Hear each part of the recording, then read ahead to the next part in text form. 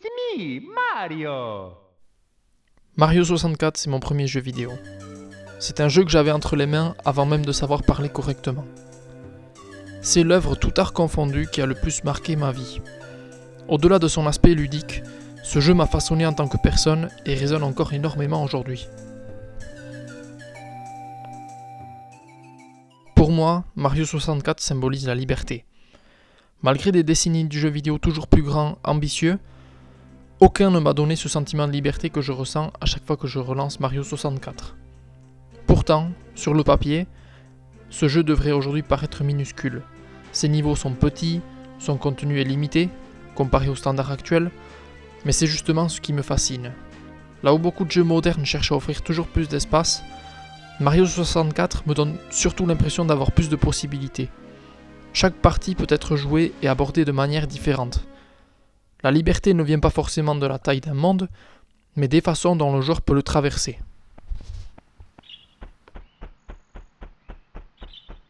Je pense que cette sensation de liberté vient d'abord de Mario lui-même.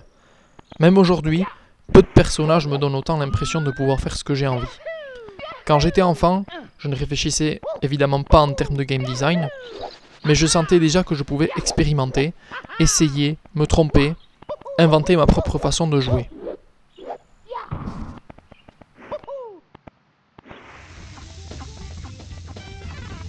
À cela viennent s'ajouter des niveaux qui permettent au joueur de se déplacer comme il veut. Le jeu ne te dit jamais exactement quoi faire, il te donne des objectifs, mais te laisse libre de choisir ton chemin. On peut arriver à la même destination de tellement de manières différentes. À chaque seconde de jeu, le joueur est en train de prendre des décisions qui rendent sa partie et sa façon de jouer propre à lui. C'est aussi le cas dans le système de progression dans le jeu. Le système d'étoiles permet d'accéder à plein de niveaux depuis le château et de récupérer les étoiles dans l'ordre que l'on veut. Même lorsqu'on rentre dans un niveau, on a très souvent la possibilité de récupérer les étoiles dans l'ordre que l'on veut. Au-delà de son game design, Mario 64 possède aussi quelque chose de difficile à expliquer, une forme de magie. Cette liberté se retrouve également dans l'imaginaire du jeu. Mario 64 possède une fantaisie presque enfantine. On passe son temps à rencontrer des personnages improbables comme le pingouin, à explorer des mondes qui semblent n'obéir à aucune logique particulière et à vivre des situations complètement absurdes. Mais c'est précisément cette liberté créative qui rend son univers si mémorable. Chaque niveau dégage une atmosphère unique, et surtout chaque monde semble construit autour d'une idée propre. Aucun ne ressemble vraiment au précédent, que cela soit visuellement ou mécaniquement. On passe d'une forteresse flottante dans les nuages à un désert dominé par une pyramide géante, puis à une horloge dans laquelle il est possible d'entrer. Le jeu semble constamment suivre son imagination plutôt qu'une quelconque logique. Et il y a aussi le château, qui relie tous ces mondes à travers ces tableaux. C'est un lieu mystérieux, rempli de secrets et de curiosités. Certaines étoiles sont cachées, certains niveaux doivent être découverts par soi-même, et de nombreuses zones semblent dissimuler quelque chose. On a toujours l'impression qu'il reste encore des mystères à percer. Cette sensation nourrit constamment l'imagination du joueur.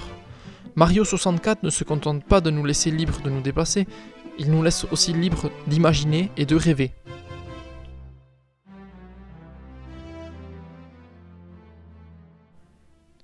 La musique joue aussi un rôle essentiel dans cette impression. Elle ne se contente pas d'accompagner le jeu, elle donne une identité émotionnelle à chaque lieu. Certaines mélodies sont calmes, presque contemplatives, et renforcent cette sensation d'être seul face à ces mondes immenses et mystérieux. Il se dégage d'ailleurs de Mario 64 un sentiment particulier de solitude. Mario est quasiment seul tout au long de son aventure, mais ce n'est pas une solitude pesante, c'est une solitude apaisante, presque méditative.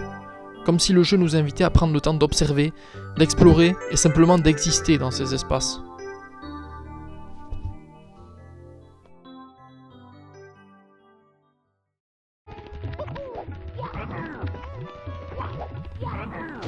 Mario 64 est souvent considéré comme un pilier de par son statut de premier vrai jeu de plateforme en 3D. Mais pour moi, Mario 64, c'est pas simplement un jeu de plateforme, c'est le jeu d'aventure par excellence. On progresse, on vit des expériences uniques dans chaque niveau. L'aventure ne vient pas d'une histoire qu'on vit à travers le personnage qu'on incarne, mais plutôt de l'histoire que le joueur vit par lui-même. Mario 64, c'est pour moi à la fois un jeu nostalgique et encore à ce jour le meilleur jeu auquel j'ai jamais joué. Le simple son ou musique du jeu me ramène à une époque de naïveté et d'innocence. Mes yeux brillent et je trouve partiellement mon âme d'enfant rêveur. Ça a parfois aussi été un refuge, un endroit imaginaire où je me sens libre, surtout quand tout autour semble si sombre et sans espoir. Avec le recul, je pense que c'est précisément cette liberté qui m'a autant marqué. Parce qu'avec les années, je me suis rendu compte que ce que j'aimais dans Mario 64 dépassait largement le simple cadre du jeu vidéo. Je pense que l'enfant solitaire que j'étais s'est façonné avec cette volonté de liberté, de non-conformisme, de fantaisie et d'utopisme. En grandissant, j'ai souvent eu l'impression que ces valeurs avaient moins leur place dans la société que dans les mondes imaginaires qui me faisaient rêver enfant. Mais le simple fait de penser à Mario 64, à une si petite équipe qui a été capable de créer un tel jeu à une époque où il n'y avait pas de modèle, me donne foi en l'humanité. Peut-être que c'est ça au fond que Mario 64 représente pour moi. La preuve qu'un peu de liberté, de créativité et d'audace peut parfois suffire à changer une vie.